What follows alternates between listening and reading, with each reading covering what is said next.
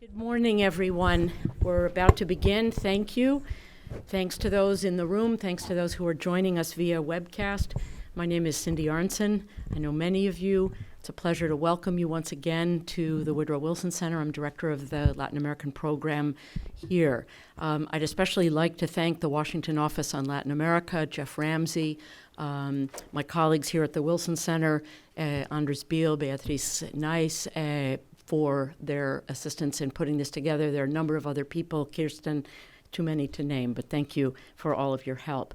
We all are aware of the dimensions of the crisis in Venezuela, the levels of poverty and hunger, the mind-boggling levels of inflation, the massive exodus of millions of Venezuelan citizens to other countries of Latin America and the Caribbean, the fraudulent elections that have brought us to this moment, the levels of corruption and human rights abuse.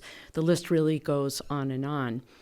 But what has been particularly impressive, certainly to me and to others over these last several years, is the capacity of civil society to react. At first, to pour into the streets in massive numbers, mostly putting their own lives at risk to demand political change. And now, especially that the repression has intensified, to keep working quietly but persistently in favor of a democratic and peaceful resolution of the Venezuelan crisis. Actions by those of us in the international community, both civil society, academics, organizations, non-governmental organizations, and governments, can help or hinder that democratic transition.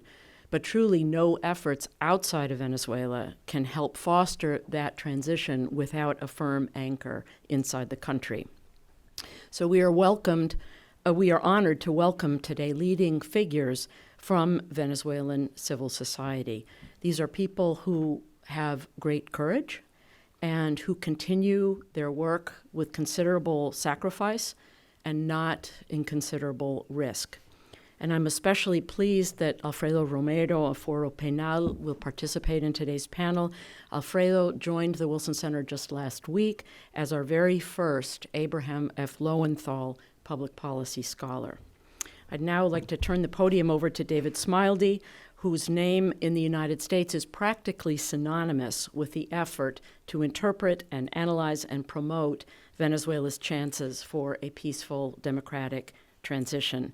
David is the Charles and Leo Favrot Professor of Human Relations at Tulane University. He's a senior fellow at WOLA and writes and moderates WOLA's indispensable Venezuela Politics and Human Rights blog. David, please.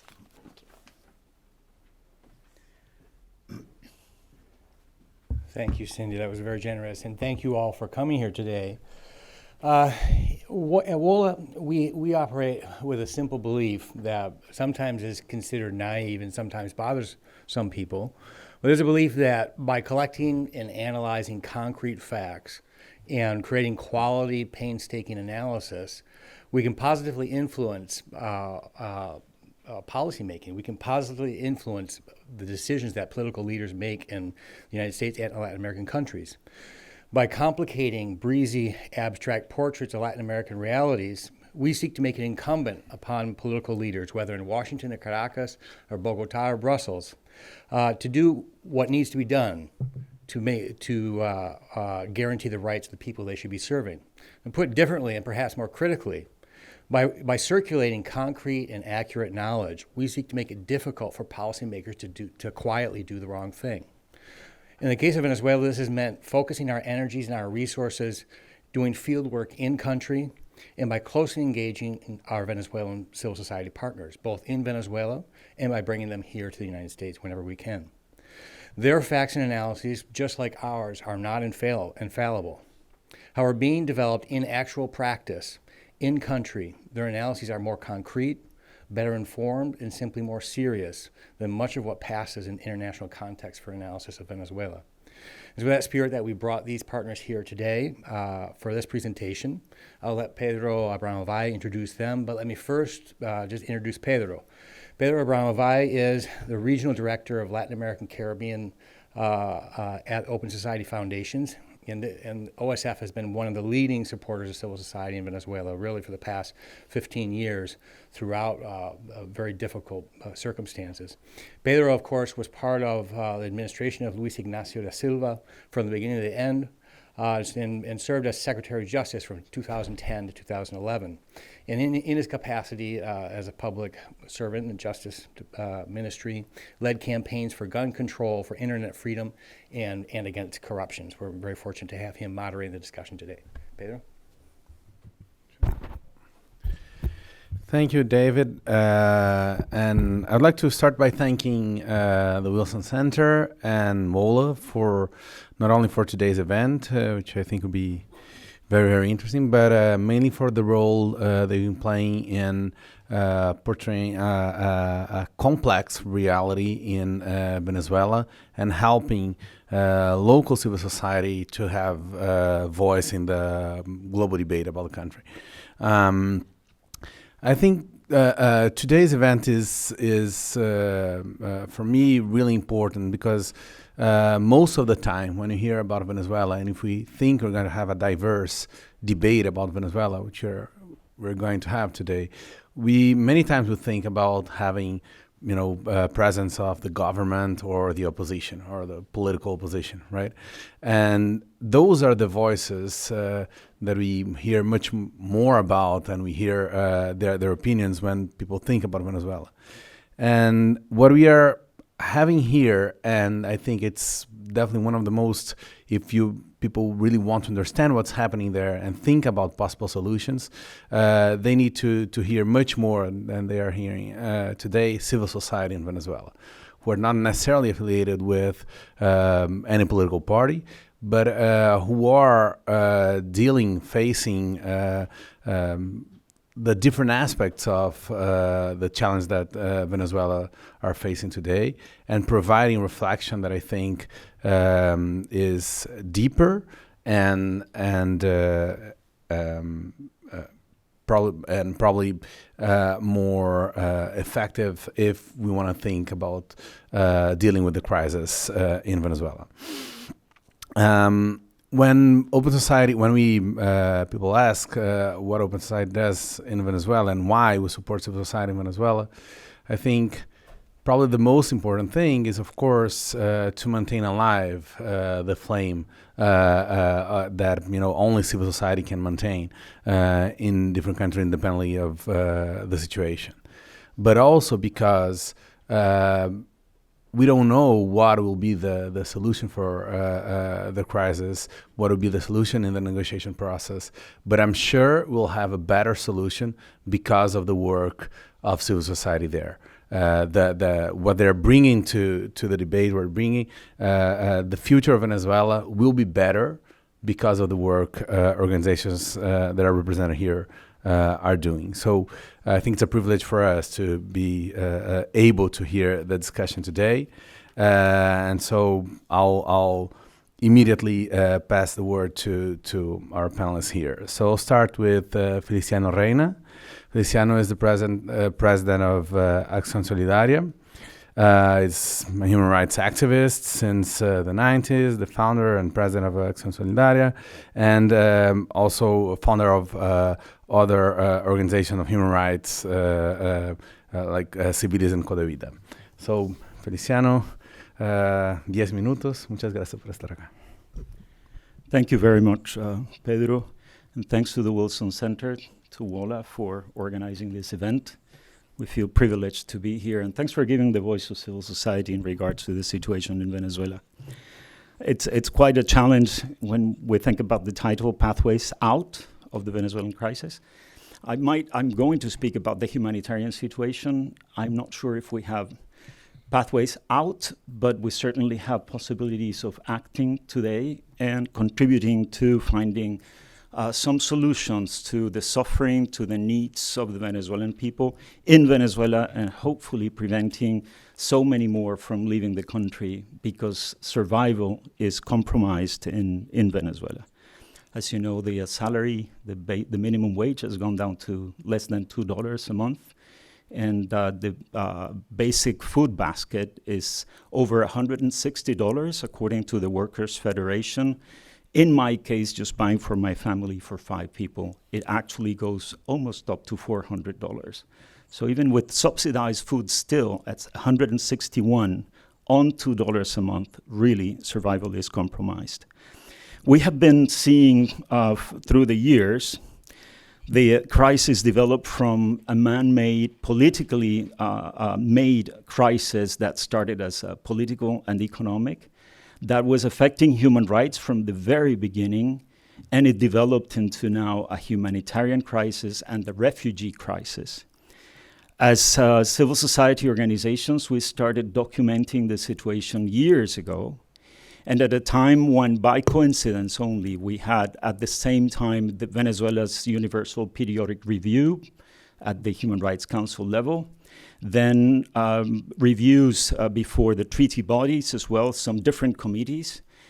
This is all 2015, plus a special session on the economic rights effects of the crisis before the Inter-American Commission. That panorama that was seen in these many reports that were produced by civil society and brought to these different levels told us that we were looking at something that went far beyond certain areas of human rights affected. This was systemic, and it was affecting vastly the whole of the population all over the country. And just by looking around and seeing the humanitarian characteristics of the crisis, we came up, just I would say almost by chance, with the concept of a complex humanitarian emergency. This is 2015. And by analyzing what it meant and looking at the UN's papers in regards to complex humanitarian emergencies, we were saying this is where we are, and these are the effects that we're going to be seeing. And we started alerting about the situation all over the place. So much so that by 2016, in the middle of 2016, we had to write a letter to Mr. Ban Ki-moon.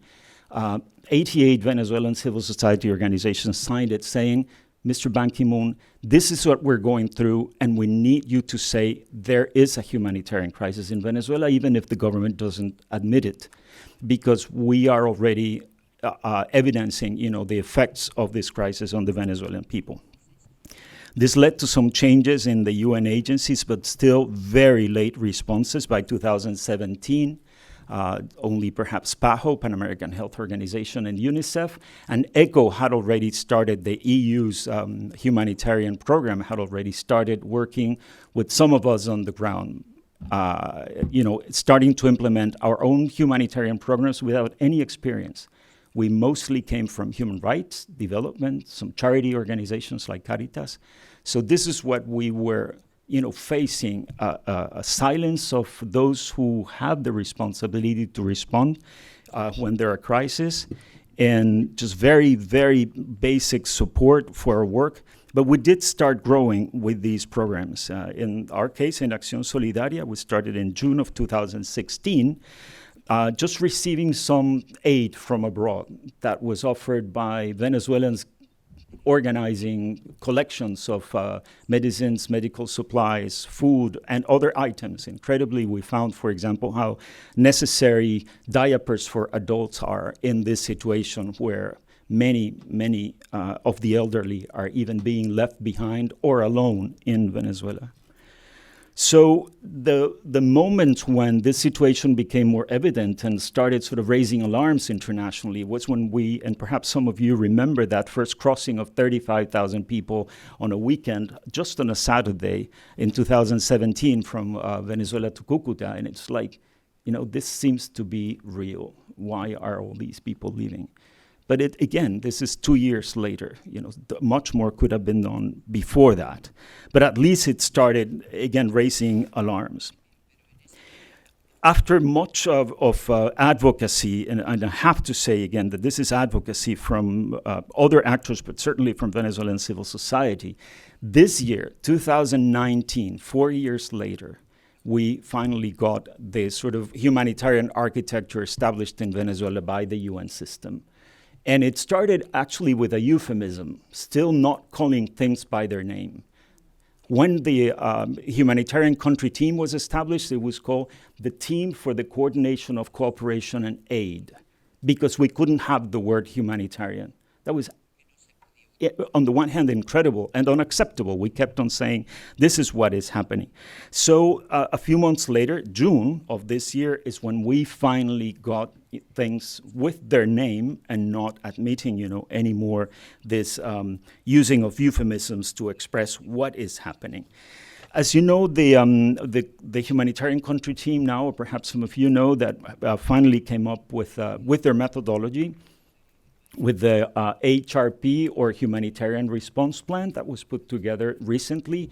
It has some 60 Venezuelan organizations and all UN agencies, and as well some international humanitarian organizations participating. We put out a paper expressing our concerns because it is based on what they as well call a humanitarian needs overview that was produced in March of this year, and it was the number of people in need to our own documentation is underestimated. They spoke of 7 million people in need. We have evidence that at least over 10 million are in need. If we only look at those very, let's say, in situations of compromise in their health, their life, and in situations of irreparable damage. So again, even though it is based on underestimation, we think it's a very important effort, that it made sense to work on a humanitarian response plan. It was late in being produced, and it's going to be modified now for the 2020 humanitarian response plan. So even when donors are looking at it, most likely, and it makes sense that they're wondering, okay, so what will be the next stage, and what will we be facing, and how much more will it be needed?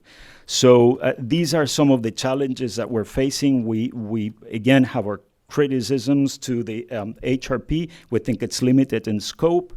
It's based basically on needs, on capacities and not on needs. So even with the underestimation, 7 million people, it's based on the capacity supposed to be able to help 2.3 million people.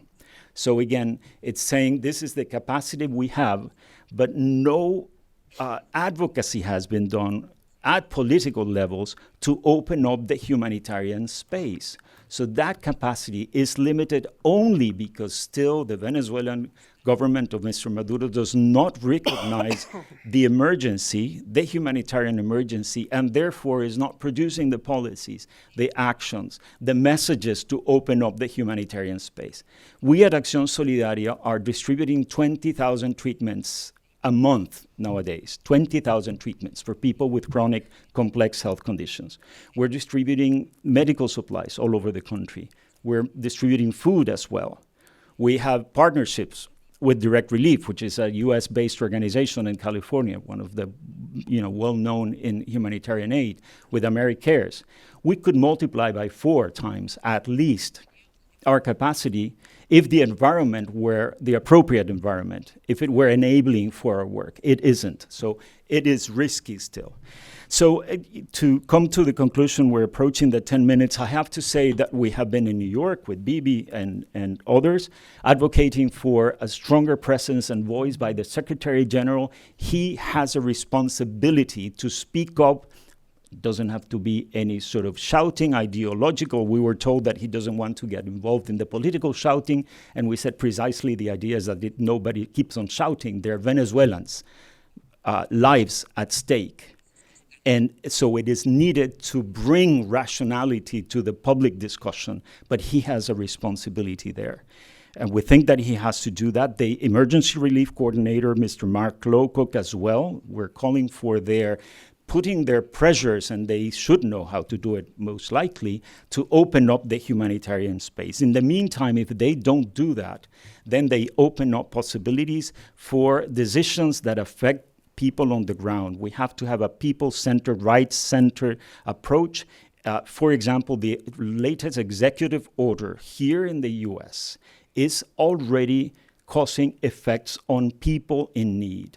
So we have agreed as organizations, we have come to common ground in regards to targeted sanctions, but we are very concerned in regards to the blanket or sectorial sanctions because they would have an impact on people. I leave it at that. Thank you very much.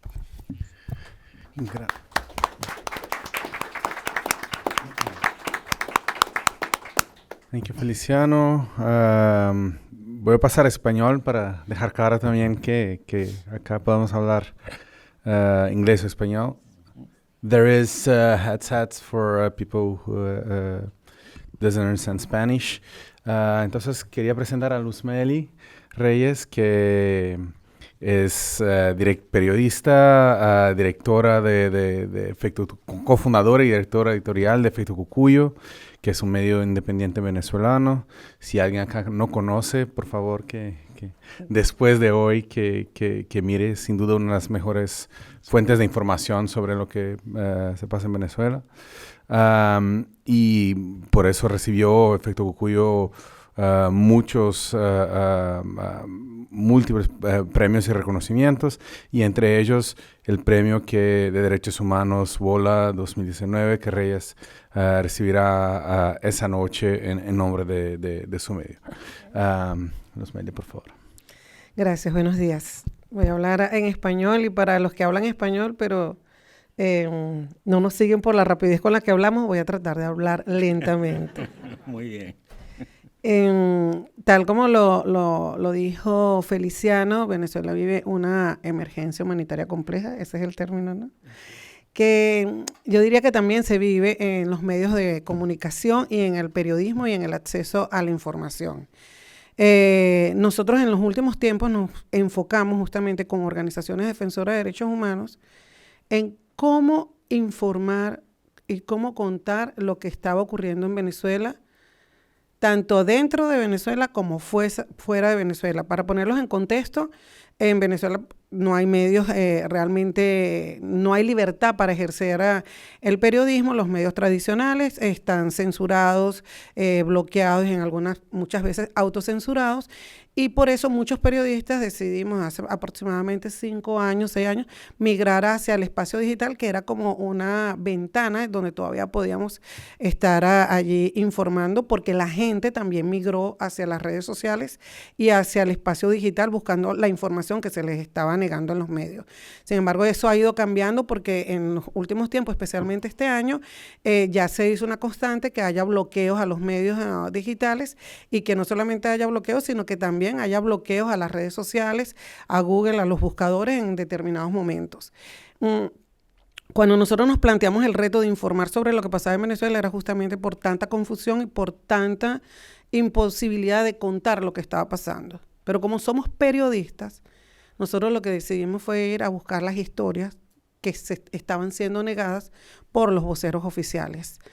De tal manera que desde el 2016, por ejemplo, empezamos a testimoniar sobre la escasez de medicamentos con los niños, que eran uno de los grupos más vulnerables en ese momento, cuando el gobierno venezolano negaba que existiese escasez de medicamentos. Y finalmente el año pasado, por ejemplo, con la migración venezolana, que el gobierno también negaba que existiese esta crisis migratoria, esta cantidad de gente. ¿Qué es lo que hemos encontrado? Les quiero compartir una frase que a mí me marcó muchísimo, sobre todo este año, que la escuché en Bogotá mientras caminaba con una periodista muy conocida, Alma Guillermo Prieto, que además fue princesa de Asturias y que conoce muy bien la realidad latinoamericana. Y hablábamos de cómo contarle al mundo lo que pasaba en Venezuela, el país que está adentro y el país que se está yendo. Y ella me dijo una frase así como: el alma viaja más lento que el cuerpo. Y yo empecé a escribir sobre eso porque dije, oye, esto me pegó muchísimo, ¿no? Esta frase. Y empecé a escribir y dirigiéndome con este hilo conductor de qué es lo que nos está pasando en Venezuela.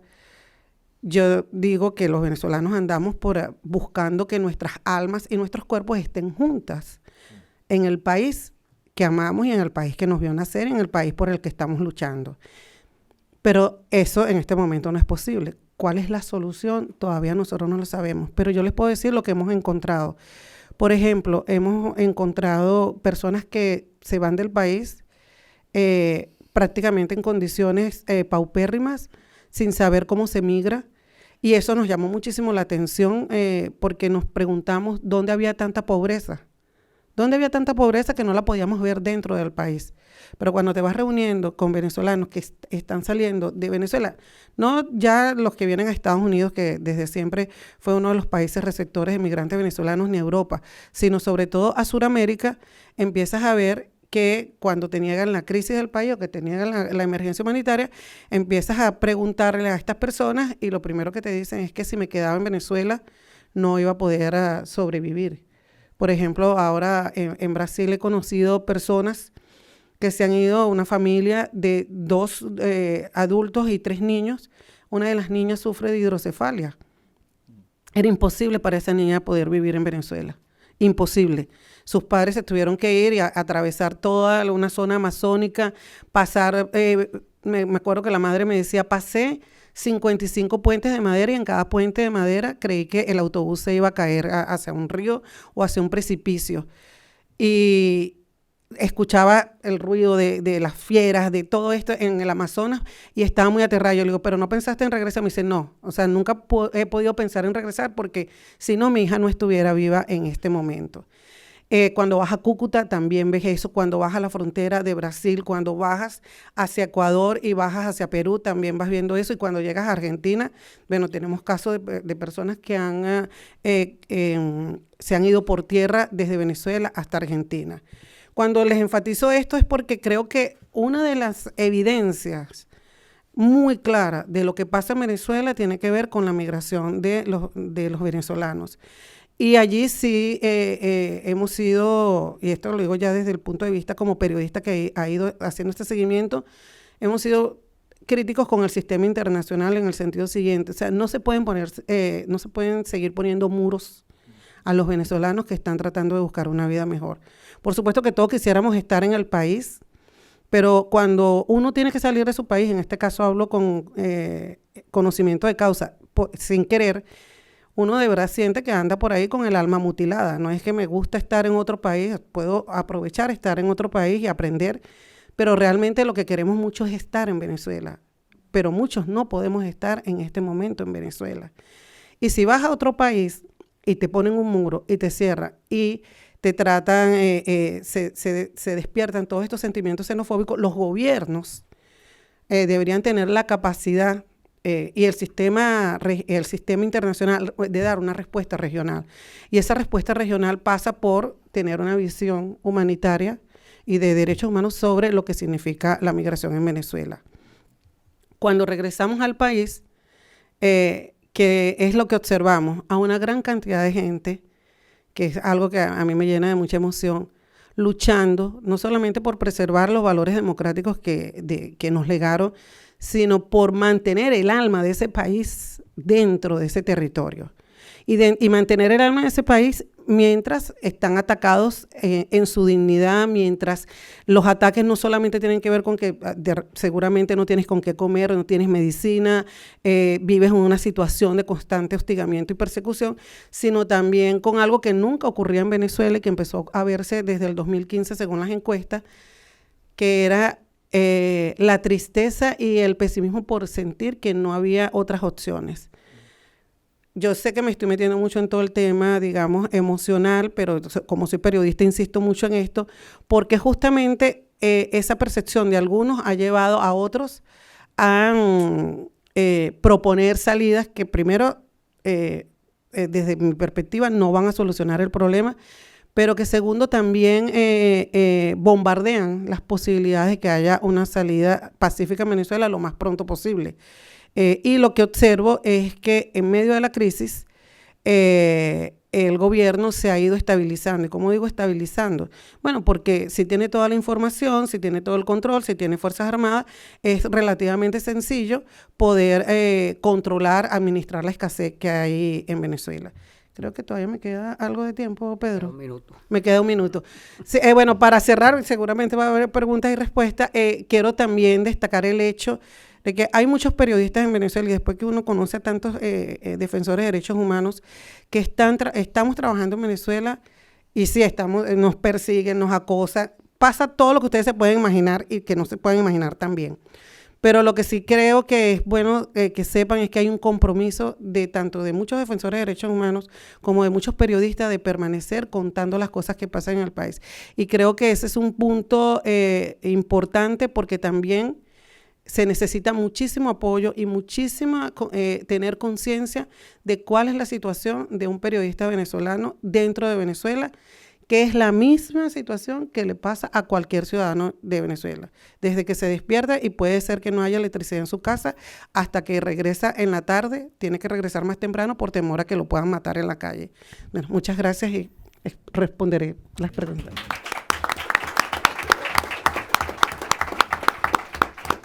Gracias, Luzmeli. Paso ahora a Marino Alvarado, que sin duda va a estar muy, muy atento al tiempo porque está ahí.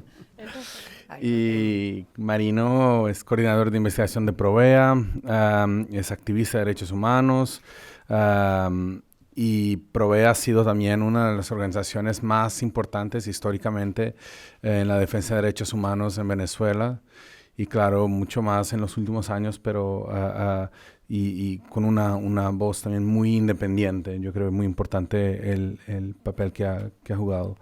Entonces, Marino, por favor. Está pendiente el reloj allá.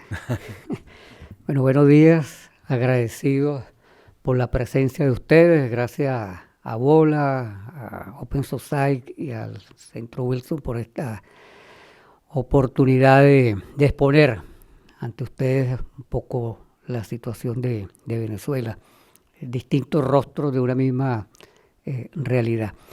Yo voy a empezar precisando lo siguiente.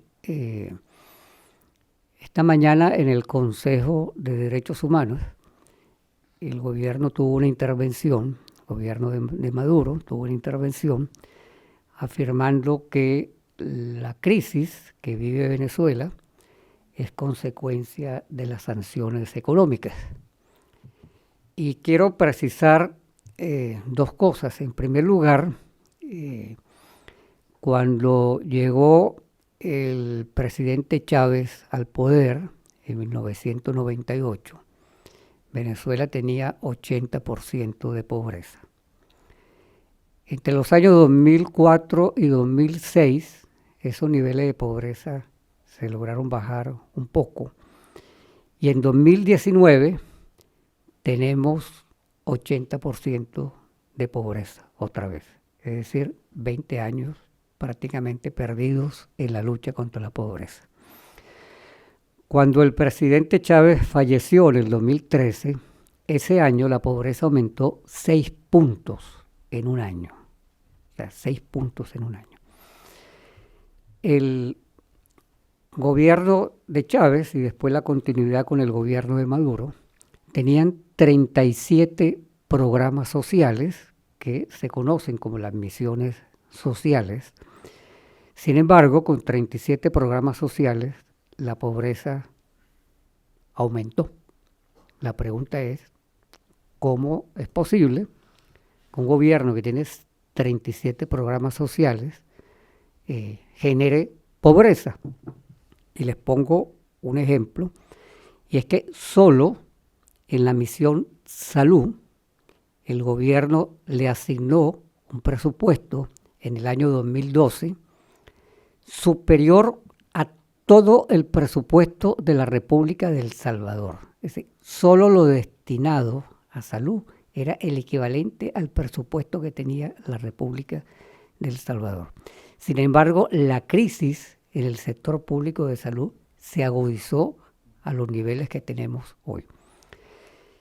Y esto es importante precisarlo porque la pregunta es cómo hemos llegado a la emergencia humanitaria compleja. O sea, la emergencia se fue acumulando poco a poco.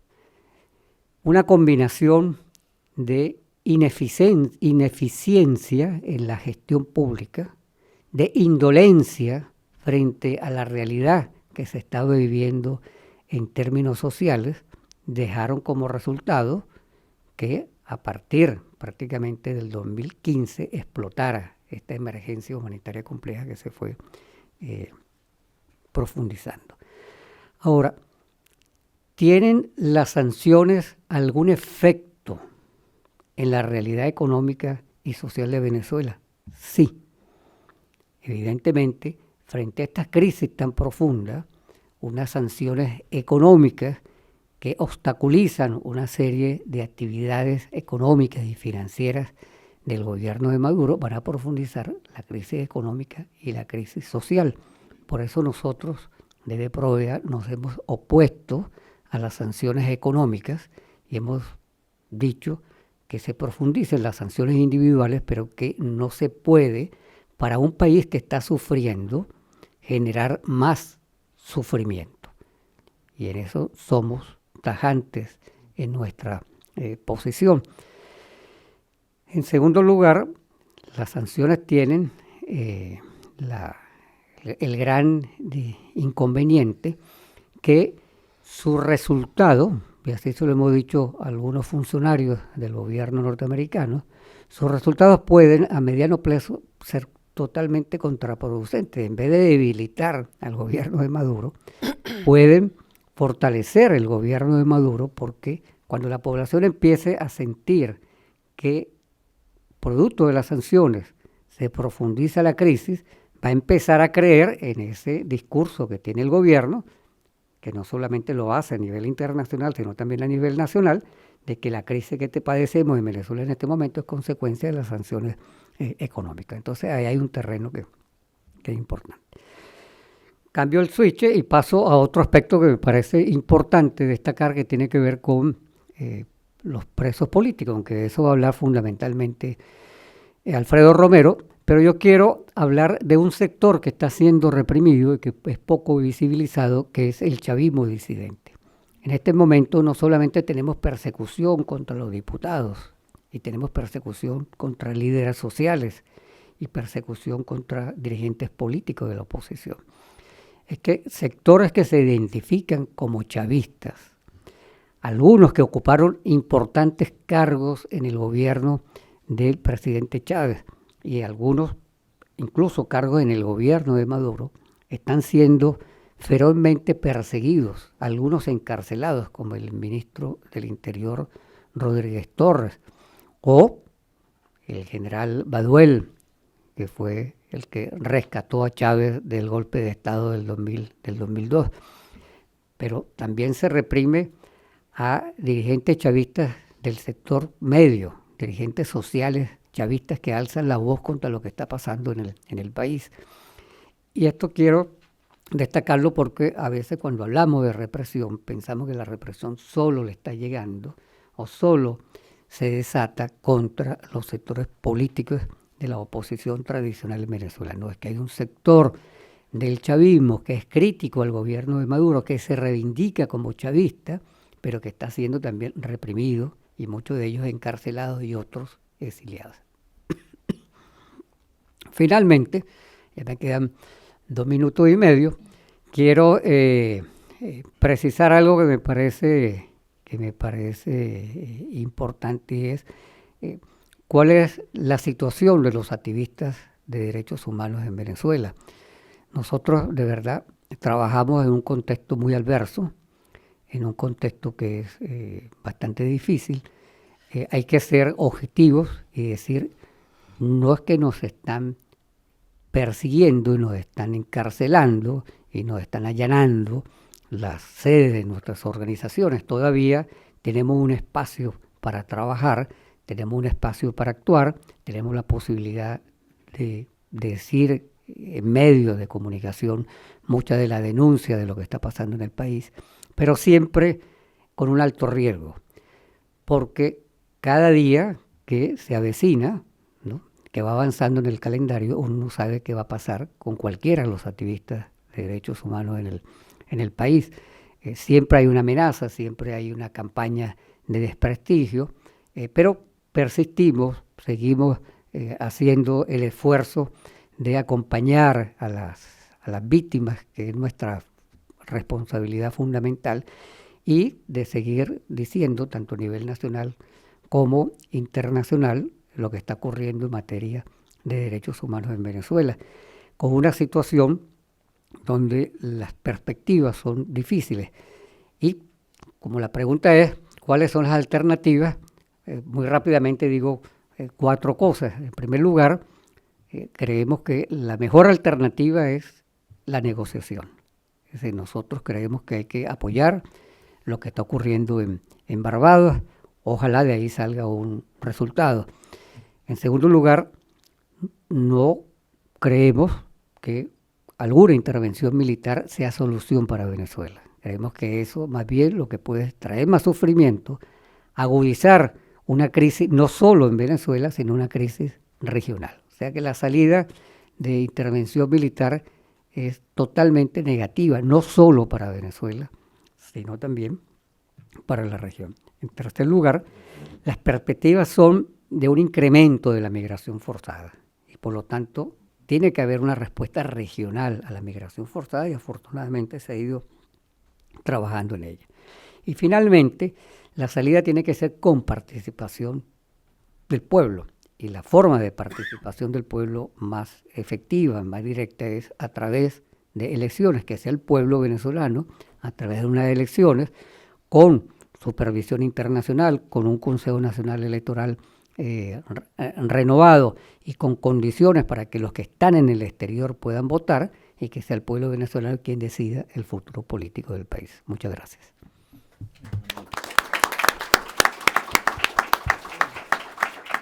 Gracias, Marino. Paso ahora para Beatriz Borges. Beatriz es abogada, defensora de derechos humanos y directora del Centro de Justicia y Paz, CEPAZ, una organización que trabaja en la promoción y defensa de los valores democráticos, los derechos humanos y la cultura de paz en Venezuela.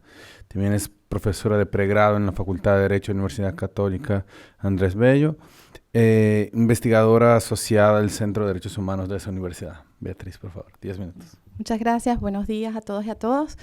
Quizás lo primero que quiero hacer es compartir mi alegría por estar en esta conversación, porque la verdad agradezco a las organizaciones que nos invitaron a poder alinear la posibilidad de que estemos todos juntos y escucharlos hablar y recordar los años acumulados que tenemos haciendo este trabajo y mis experiencias personales en todos estos años de largo deterioro, como decía Marino, desde estar en altas horas de la noche, en la madrugada en los tribunales, hasta tener reuniones con altas personalidades de Naciones Unidas en las agencias, pero también buscar medicamentos para personas que están en peligro, su vida está en peligro, desde tener la posibilidad de trabajar conjunto con los medios que nos ayudan a expresar y explicar cómo este mensaje, cómo esta documentación que hemos hecho y donde Efecto Cocuyo ha sido un aliado fundamental para las organizaciones y también con organizaciones de amplia trayectoria que conocen el transcurso de los derechos humanos en Venezuela, como Provea, que ha sido también un punto de referente para todas las organizaciones que hemos crecido y nacido en este contexto de represión. Entonces, para mí, de verdad, es un placer, un privilegio compartir y conversar con ustedes algo que nos duele, algo que nos afecta, algo que ha sido parte de nuestros últimos años y a los que les hemos dedicado la vida del corazón y nuestras horas de día y de noche. Vengo a compartirles un poco lo que nosotros hemos tenido en experiencia y que también ha sido un parte de un trabajo coordinado con organizaciones de la sociedad civil en cuanto a lo que es la respuesta internacional de los organismos de derechos humanos, pero en general la comunidad internacional para la crisis de Venezuela. Y quizás, si me da el tiempo, al final un poco complementar esto que hablaba Marino en términos de posibles salidas a la crisis y a la recuperación de la democracia en Venezuela. En primer lugar, cuando hablamos de la respuesta internacional a Venezuela, quizás tenemos muy frecuente y muy sobre la mesa lo que está pasando ahorita en el Consejo de Derechos Humanos. Esta semana se produjo la actualización oral de la Alta Comisionada de Naciones Unidas sobre la situación de Venezuela, al informe presentado en el mes de julio. Y yo lo primero que quisiera decir allí es que quizás estamos viendo el momento y lo que está ocurriendo allí, pero ahí vuelvo al término del proceso que nos ha llevado a llegar hasta allí. Son años de documentación en un país donde, como decía Luz Meli, no hay acceso a la información pública, no hay documentación de lo que pasa, no hay datos oficiales, y donde a las organizaciones nos tocó por mucho tiempo levantar esa información con las víctimas, con nuestros recursos, para mostrar a nivel internacional lo que estaba pasando en Venezuela. El conceptualizar que era una emergencia humanitaria compleja, el conceptualizar la política de sistematización, de persecución en Venezuela. Nos llevó tiempo, nos llevó documentación, nos llevó explicarlo tanto a nivel nacional, a nuestros pares, pero también a los organismos internacionales. Donde no dejábamos de insistir para que hubiese esta respuesta internacional, porque además se activaran los mecanismos adecuados, porque normalmente o tradicionalmente asistíamos al sistema interamericano, a los organismos de tratados y de Naciones Unidas, los procedimientos especiales, pero esta crisis que veníamos documentando venía tomando dimensiones que requerían una respuesta adicional de la comunidad internacional, además de todas las aristas, porque no solamente estábamos hablando de derecho internacional de los derechos humanos, sino que también estábamos hablando de derecho internacional humanitario, estábamos hablando también de derecho penal internacional, de derechos refugiados, de derechos migrantes, y todas las aristas de una problemática muy compleja estaban presentes, y nos tocó a las organizaciones no solamente documentarlo, no solamente caracterizarlo, sino llevarlo a estas instancias internacionales. Y de allí es que estamos hoy en día en este proceso donde ya tenemos un informe diagnóstico específico de la Alta Comisionada de los Derechos Humanos, y cuando ustedes van a los pies de página, toda esa información es recogida fuertemente y con las capacidades que tenemos de la sociedad civil. Y ese informe ha sido fundamental porque le está marcando la pauta a los estados en el Consejo de Derechos Humanos, pero también a la comunidad internacional sobre cuál es la crisis o las dimensiones de la crisis en materia de derechos humanos en Venezuela. Y haber llegado hasta ahí, como les digo, nos tomó muchos años, pero estamos en ese momento donde ya el Consejo de Derechos Humanos conoció esa información y donde en este momento pues tuvo una actualización después de poder haber ido la Alta Comisionada de Venezuela y haber planteado el establecimiento de la oficina del Alto Comisionado en Venezuela. ¿Y qué estamos proponiendo desde la sociedad civil? Estamos proponiendo la existencia o que haya una respuesta coherente a este nivel de dimensiones de crisis en derechos humanos que quedaron plasmadas en el informe presentado por la Alta Comisionada del Consejo en julio. Y esa respuesta coherente para nosotros implica la comisión de investigación, la permanencia de la oficina y el que haya esta resolución que esperamos que pueda darse en estas próximas semanas. Ayer la misión de Perú anunció el hecho de que van a presentar esta resolución y esperamos el apoyo de la comunidad internacional. Y esta resolución que contenga la comisión de investigación, que para nosotros es un elemento fundamental en términos de justicia, en términos de responsabilidad individual de aquellos que durante todos estos años violaron sistemáticamente los derechos humanos, es también una forma de contención y de protección en un país donde no tenemos instituciones independientes, donde tú no puedes ir a ningún organismo a presentar una denuncia sin estar bajo peligro de persecución o represalias, donde no tenemos ningún asidero de protección como defensores de derechos humanos, donde el mensaje es: el próximo puede ser tú.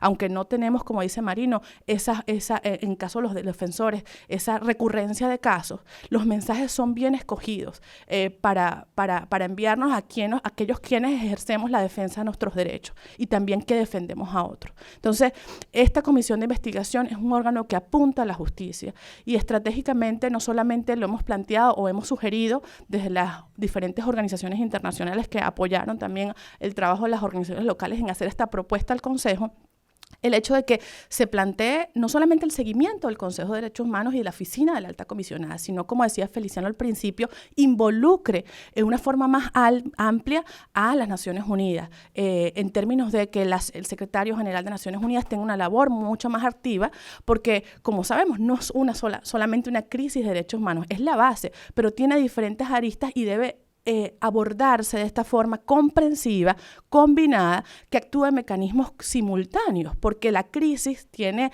diferentes aristas y por eso es compleja. Entonces, si no es de esa forma, cuando atiendas lo humanitario, pero no atiendas los derechos humanos, o no atiendas lo político, no atiendas la crisis de migrantes y refugiados, vas a tener patas cojas. Entonces, la necesidad de esta comprensión y que además Naciones Unidas tiene experiencia en la atención de estas crisis es necesaria. ¿Qué esperamos después de esta resolución? esperamos, por supuesto, que esta resolución sea contundente, que sea apoyada por parte de los estados, que efectivamente consagra la comisión de investigación, que nos permita también ser un puente a este trabajo de justicia transicional que vamos a necesitar en Venezuela, pero también que nos dé contención con la presencia real y efectiva y con un funcionamiento operativo de la Oficina de la Alta Comisionada, y eso para nosotros va a ser muy importante que sea aprobado en esta sesión del Consejo en septiembre, y eso va a también marcar la pauta para el futuro en temas de derechos humanos en Venezuela. En ese sentido, creo que es fundamental evaluar cómo va a ser la respuesta. O sea, ya si ha pasado algo de 1 año y medio para acá, es que nadie puede decir que no sabe lo que pasa en Venezuela. Esos datos existen, la gente conoce las dimensiones, y lo que confirmó el reporte de la Alta Comisionada esta semana es que la situación se ha agravado y sigue en deterioro. Entonces, tiene que haber una actuación coherente, urgente, en una de las más grandes crisis del mundo. Somos el país con el segundo número de refugiados, 4.300.000 personas. O sea, no podemos esperar que haya mecanismos intermedios o que no haya una respuesta adecuada al desespero que, como decía Luz Meli, tenemos los venezolanos que no podemos, que queriendo estar en Venezuela en este momento, para muchos no es posible, o para la mayoría de los venezolanos no es posible. Y en ese sentido, yo creo que la asistencia en términos de la respuesta internacional y sobre todo Naciones Unidas tiene un rol fundamental en que no sea un fracaso, que veamos Venezuela en 2 o 3 años después y que lo que se pudo hacer hoy no se haga es grave. Así que nuestro llamado y nuestra presión a los organismos internacionales y especialmente a aquellos que tienen una labor técnica y una palabra fuerte en temas de derechos humanos es que no posterguen, es que no se den el chance de fracasar o que Venezuela sea una crisis mundial no atendida. Eso es una de las cosas que nosotros alertamos y que creemos que estamos en un momento clave para eso. Para finalizar, no sé cuánto tengo tiempo, sí, pero quería hacer un minuto para hablar de un tema que nadie quiere hablar, que tiene que ver con el tema de cómo recuperamos la democracia. Porque además ahí hay una palabra clave que es elecciones y a veces confieso que me es difícil incluso hablarlo con mis compañeros porque a luz es como un tema tan político que todo el mundo como rechaza en Venezuela, porque además en nuestro país eso ha tenido un significativo terrible en términos de cómo hemos perdido la confianza en el voto como un elemento de transformación de la sociedad y como un elemento posible real de salir de esta crisis. Y en ese sentido creo que complemento lo que dijo Marino y lo que seguramente va también a trabajar Alfredo, que tiene que ver con nuestros derechos políticos. O sea, más allá de elecciones, más allá de un proceso electoral, como derechos humanos, nuestros derechos políticos han sido fulminados. Hay un deslave institucional. Y entonces, en ese sentido, parte de que nosotros podamos volver a atender ese puente para tener una democracia en Venezuela y no sea algo que visualizaremos hace de mucho tiempo, sino que podamos irlo construyendo, requiere eso, el reconstruir la democracia con la restitución de nuestros derechos políticos, desde el punto de vista de la participación, del voto, de la capacidad de decir, de la capacidad de saber que nosotros mismos podemos generar nuestro destino y podemos cambiar a través de instituciones democráticas lo que va a pasar en Venezuela. Y eso es lo que lo va a hacer sostenible. Cualquier otra vía que no sea negociación o elecciones, es revancha, es conflicto y no va a tener sostenibilidad para Venezuela. Y por ahí nosotros hacemos este esfuerzo de hablar de un tema tan impopular como son las elecciones y la reconstrucción del camino electoral. Y es por ello que, si bien es cierto, el tema humanitario, el tema de los refugiados, el tema de la Corte Penal suenan más urgentes, nosotros queremos traer el sentido de urgencia en la restauración de los derechos políticos, porque eso es lo único que nos va a permitir en un futuro corto a mediano plazo poder celebrar unas elecciones auténticas, con garantía de derechos humanos, que nos puedan llevar a recuperar la democracia en Venezuela. Porque eso es lo que necesitamos, recuperar la democracia para tener una base donde los derechos humanos sean garantizados.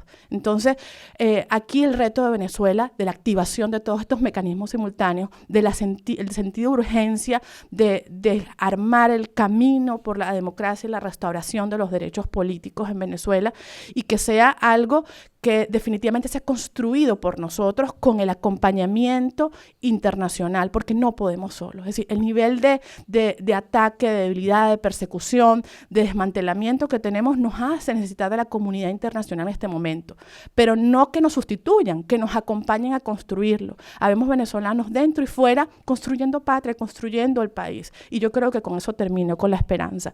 Definitivamente hablar de Venezuela nos duele a todos, escuchar los datos, hablar de todo lo que está ocurriendo, es un doloroso paso para nosotros. Y aquellos que conocimos una Venezuela que era distinta a la que estamos viviendo hoy, nos duele más todavía.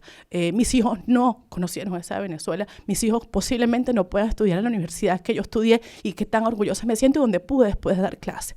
Pero yo estoy trabajando para esas futuras generaciones. Yo creo que los venezolanos que estamos aquí, los venezolanos que están en Venezuela, estamos trabajando para que eso sea posible y no vamos a renunciar a eso. No vamos a renunciar a esa posibilidad de que no nos roben ese país que tanto queremos y que no roben al mundo la posibilidad de que los malos triunfen sobre los buenos. Creo que ese es el ejemplo que tenemos que dar. La comunidad internacional tiene que estar con nosotros, con estas voces y con los liderazgos democráticos honestos que están trabajando porque eso ocurra, y todas nuestras fuerzas deben estar ahí para que esta no sea una crisis que fracase de largo tiempo y que sigan más venezolanos perdiendo su vida y sufriendo. Muchas gracias.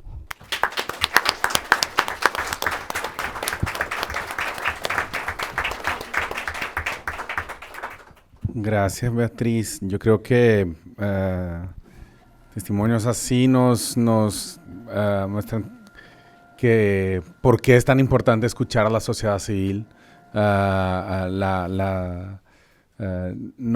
No es posible mirar a la crisis venezolana sin considerar el aspecto humano, y no se va a salir de esa crisis sin justamente la emoción y el amor que se ve en el trabajo de la sociedad civil venezolana hoy. Paso ahora a Alfredo Romano. Alfredo es el director ejecutivo del Foro Penal Venezolano y ahora un Lowenthal Fellow acá en Wilson Center. El Foro Penal ha sido una de las organizaciones más importantes para apuntar y mostrar los casos de presos y perseguidos políticos en Venezuela hoy. Muy, muy importante el trabajo que ha hecho, entonces también un honor poder tener a Alfredo acá. Okay, thank you very much for the invitation to the Wilson Center and to WOLA. I was thinking about talking in Spanish or English, and actually, if I talk in Spanish, then I have more words, so I can maybe talk for more time, and actually I will be more passionate, so I will be shorter in English and maybe more concrete. So I will start with citing what Michelle Bachelet said in his last report, in his updated report, and she said that the human rights situation continued to affect millions of people in Venezuela with clear destabilizing impacts in the region. This is important because it is what I will focus on. My organization, Foro Penal, at this time, and this is a literal thing, at this time there are lines in our office in Caracas of people waiting for assistance. I mean, the victims of political repression in Venezuela have grown really dramatically. And actually, I always say, it's like a kind of joke, but it's not a joke. The only enterprise that actually has grown in Venezuela is Foro Penal. We're more than 7,000 activists, but it's not like a success for Venezuela. It's because we need more activists because there are more victims, and we need to attend more victims every day. So we'll talk about political repression, and actually this statement of Michelle Bachelet is related to the increase in political repression in Venezuela. And I will talk about political repression, and it is important in order to focus on the topic, which is pathways out of the crisis. I think that we need to analyze political repression in two levels. In a from a micro perspective, or from a micro level, and from a macro perspective. So as a micro problem and as a macro problem. Now, that's why I showed this graph. This is detentions. We have a database of that you can see how many people are detained, who are detained, if they are students or not, and ages and everything. And this is from 2014. And since January 2014, there have been more than 15,000 detainees, political detainees in Venezuela. So people has gone to jail because protesting, for example, because participating in a political mass mobilization. And what is new, but is not too new, is because they protest because of the lack of food, the lack of medicine, of the lack of public services. So from a micro level, right now, there are people in jail. And maybe nobody realized what is to be in jail in Venezuela. I mean, for political reasons. You don't have medical attention, you're being tortured, because there are a lot of cases of torture in Venezuela, and you are for years in jail without any due process of law. Not due process of law, without any process. So you don't have a right of defense. For example, there is a case of one doctor, medical doctor. His name is Jose Alberto Marulanda. He's been in jail for more than 1 year and a half, and hasn't had the right of defense. So imagine me as a lawyer, what to do. I mean, how lawyers defend someone if you don't go, for example, to a hearing to defend this person. So you don't have this possibility. So NGOs, we as NGOs, and Foro Penal specifically, we have to be more creative. How we make these people release, how we take this guy out of jail. Well, we have to do campaigns, we have to do mass mobilization, we have to do non-violent actions, and we have to go to the international entities in order to look for help and to raise international attention. So we have these individuals in jail, and also there is something very important that maybe you guys don't know. At this moment, there are 44 members of parliament.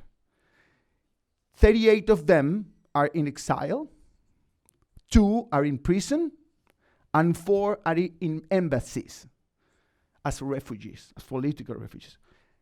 Just to give you an idea, in the parliament is composed by 167 members of parliament, and the opposition had 112.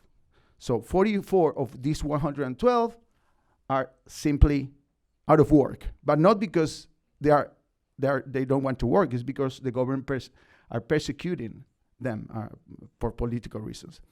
Then we go to the macro level. Well, it is important. This other graph, it is important because then from the micro, from the individual side of the problem, NGOs are really important, and we keep working even though if we don't have a macro solution of the problem. And actually, if you see monthly incarcerations, this is this red curve right there, and below you will see monthly releases. So we get releases. Do you imagine if NGOs weren't there? We imagine if we weren't looking for people in different prisons, maybe there were 15,000 people in jail and nobody would know about it. So the effort that we do, all of these people here in Venezuela, is extremely important. So so in order to focus on this micro level, the support to the NGOs is extremely important. And this is also another interesting thing. This is what we call the revolving door effect. So you can see the red line is people that are being incarcerated, and the blue line is people that are being released. So the government has a kind of method and a strategy, a tactical plan, in order to show the world that there are not 15,000 people in jail, but there are, at this moment, 478 political prisoners. But this goes to the other problem, the macro problem. So political repression as a macro problem. I call it a state Venezuela as a state of repression at this moment. A state of repression and political repression in Venezuela is a political strategy. A state repression is a political strategy. And it's been extremely effective. So because they are keeping control of the government, they have monopolized power using political repression. And political repression isn't just against political dissent. It's not just against the political opposition. It's also against poor people that are protesting because of the lack of food. There is one case, I don't know if you don't know, please go and see this case because it's still surprised me and I don't know what to do about this guy. His name is Rufo Chacon. Rufo Chacon, he was a 16-year-old guy that was protesting with his mother because of the lack of gas, to fire up the kitchen, everything in Venezuela. And this guy is not that he lost his sight. He lost his eyes because they shot the guy in his face. And he lost his eyes just for protesting. So if you have a child, are you going to protest? You have to think, if you're going to protest again. Well, that's what is happening in Venezuela. So this political strategy using repression and this state of repression is being extremely effective. So as a macro problem, if we don't solve this issue, if we're still thinking that the only way it's like reports from the United Nations and raising international attention without changing this way of controlling people in Venezuela, there is no way that there is a solution. From a micro, and I'm going to finish, I think. 2 minutes. 2 minutes. That's why I did it in English. That's great. So there is another, and actually Cynthia Cranford wrote an article about it, the migration crisis. Political repression and the state of repression is totally linked to the migration crisis.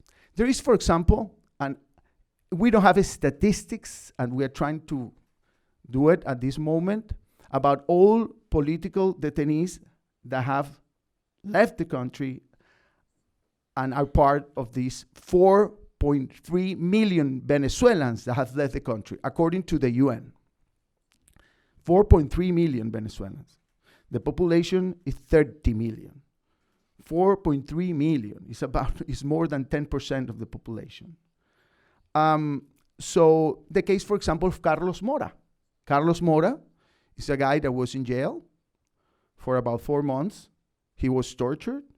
He was released. And he's in the United States at this moment. Ariana is a woman, medical student, 21 years old. She was forced disappeared 3 times because they were looking for his aunt, military or whatever, and that's what they do with their families, the members of the family of people that they're looking for. And she's in Cucuta at this moment with 20 members of her family. So migration is also linked to political repression. But more than that, I mean, it's not just, political dissent specifically. It's not people that protest for political reasons. For example, it's not people that protest because they like Juan Guaidó or they like Maduro out of power. It's people that protest for the lack of electricity, for example. Yesterday, there was a protest in Zulia state for the lack of electricity. And there are people in jail because of that. And Foro Penal is assisting these people at this moment. So this state of repression is causing a very important regional problem, that is migration. So the micro solution, we need to keep, of course, putting pressure. NGOs are extremely important. As you can see, for example, I just want to also to understand the results or the effect of international attention. When Michelle Bachelet came to Venezuela, if you can see this curve right there were 868 political prisoners. Right now, there are 478. So there is a 50% reduction of political prisoners. This is important. So from the micro solution, we need, of course, international attention. The actions and the activities of human rights defenders is very important. And from a macro solution, then it's a more, a difficult thing because it's more a political solution. And this is, I think, what we will discuss maybe today. What are the solutions from the macro point of view? Negotiation, mediation, elections, intervention, or sanctions versus incentives. And maybe incentives is something that we may also talk about. Incentives to the perpetrators or to the guys that are not involved in crimes against humanity, but they are part of the state of repression. Thank you very much.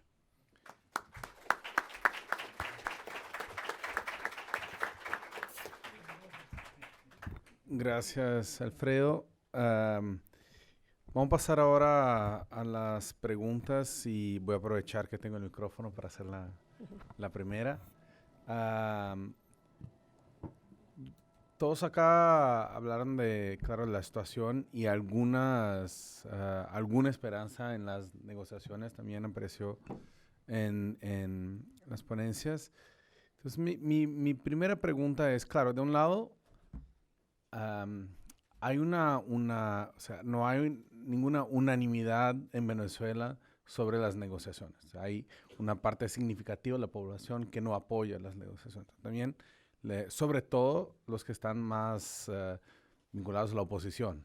Entonces, quería un poco escuchar el tema de la legitimidad de ese proceso y de una solución negociada después de tanto tiempo, que claramente estoy de acuerdo que es la mejor, pero hay que tener en cuenta ese tema de la legitimidad y quería escuchar un poco de eso.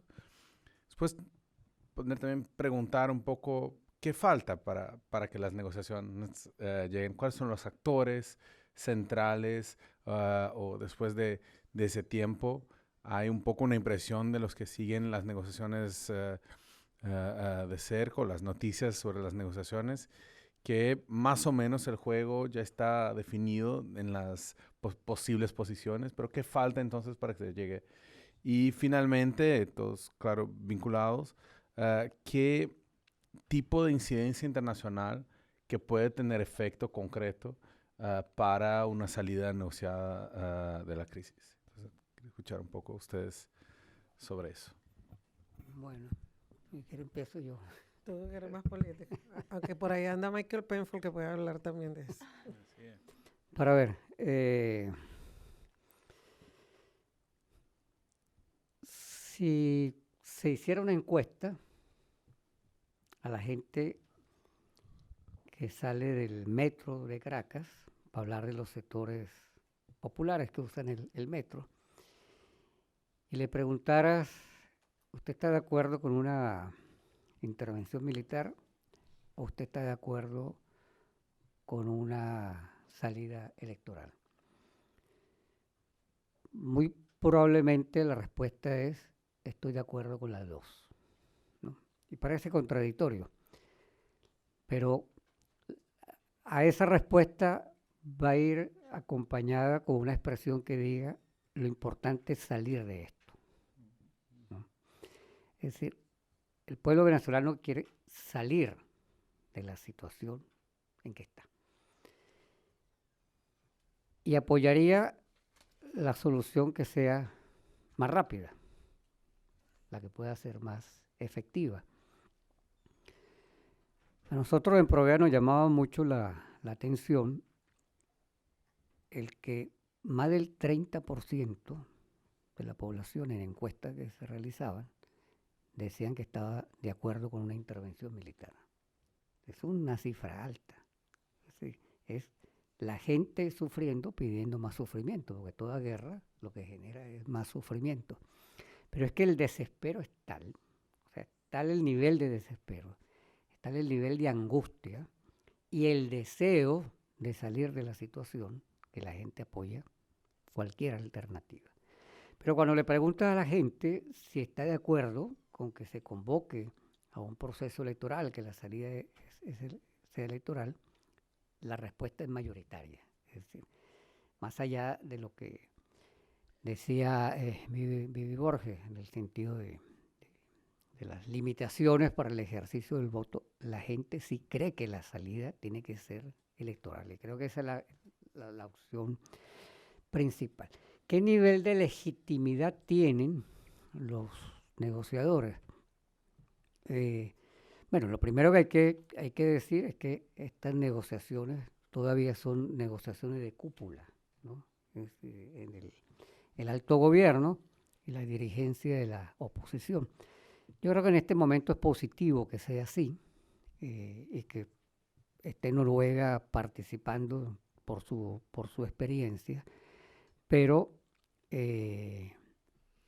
debe avanzarse a un proceso de mayor transparencia, porque no solamente es que es negociación de cúpulas, sino que es negociación donde no hay información. Y la explicación que dan quienes están en las negociaciones del mismo gobierno de Noruega es que para generar confianza se requiere por la hora este nivel, digamos, de secretismo en las negociaciones, pero habrá que avanzar a un proceso donde sea mucho más transparente. Si queremos una salida que sea pacífica, democrática, que no genere mayor sufrimiento al pueblo venezolano, indudablemente que la negociación es la mejor alternativa. Y a esas negociaciones hay que apostar para que tenga los mejores resultados. ¿Qué falta? Yo diría que falta, ojalá, un mayor pronunciamiento de organizaciones de la sociedad civil. Yo participo dentro de un grupo que nos hemos estado reuniendo en Caracas, una iniciativa convocada por algunas personalidades y Provea, donde nos hemos agrupado personas vinculadas al chavismo y personas que no estamos vinculadas al chavismo para discutir, para ver la salida. Sacamos un pronunciamiento hace aproximadamente unos 10 días porque creemos que tienen que empezar a levantarse las voces desde la sociedad para respaldar el proceso de negociación. Pero además hay que adelantar un proceso de generar confianza, ir acercando, digamos, posiciones entre gente que es crítica al gobierno y gente que todavía apoya al gobierno, pero que estamos de acuerdo en lo más mínimo, que es que el país necesita una salida que sea pacífica y que sea democrática. Y creo que lo que falta es que se alcen las voces desde la sociedad civil apoyando el proceso de negociación.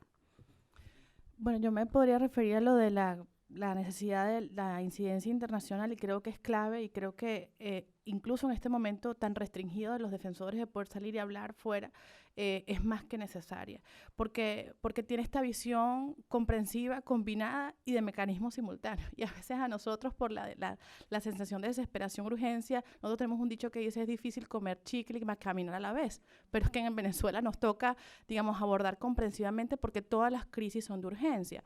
En el tema humanitario, que yo creo que podría decir que estamos más avanzados, porque bueno, tenemos en teoría un plan de respuesta humanitaria, como decía Feli, toca toda esa lucha en términos de que realmente se hablen de las reales dimensiones. Apenas en abril dijeron que habían 7 millones de personas en necesidad, acá habla de 14 millones de personas, somos 30 millones de venezolanos, o sea, la mitad de nuestra población están en necesidad de asistencia internacional y el plan, como decía Feliciano, no tiene ni esas dimensiones ni esa cobertura y no realmente se ha empezado a desarrollar efectivamente.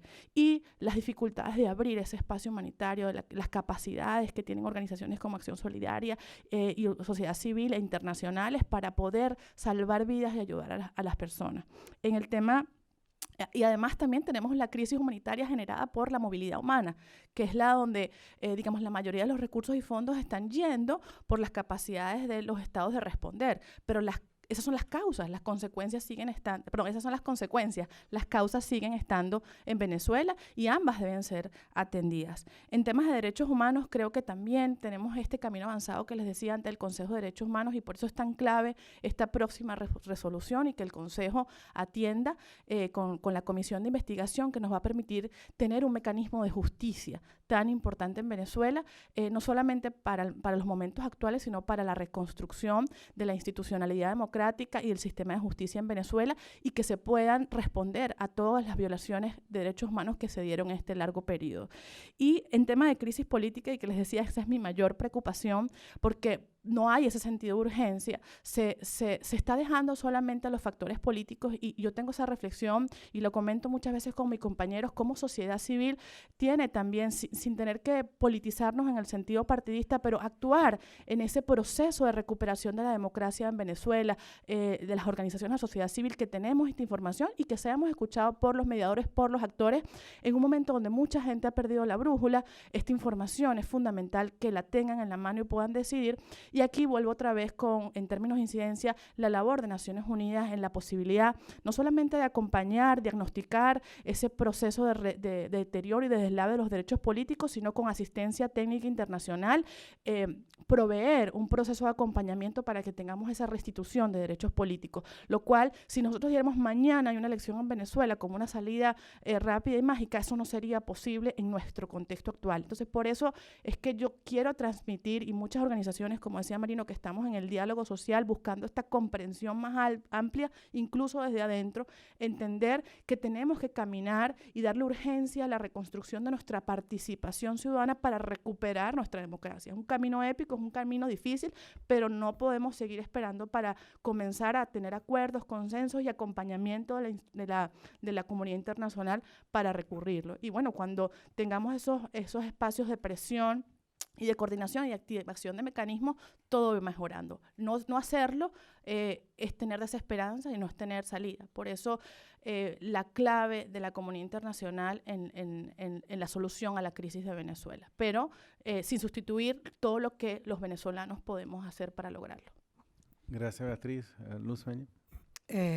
Bueno, yo no soy muy optimista en torno a las negociaciones, por varias razones, pero sobre todo porque creo que todavía no se termina de ver que lo que ha ocurrido en Venezuela es un modelo replicable de desmantelamiento de la democracia.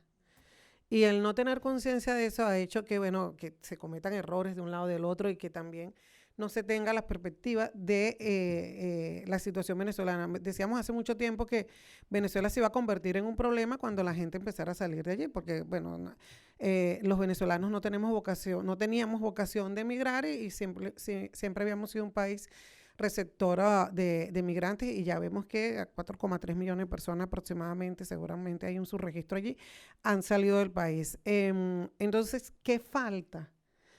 Diría que falta muchísimo. ¿Por qué falta muchísimo? Porque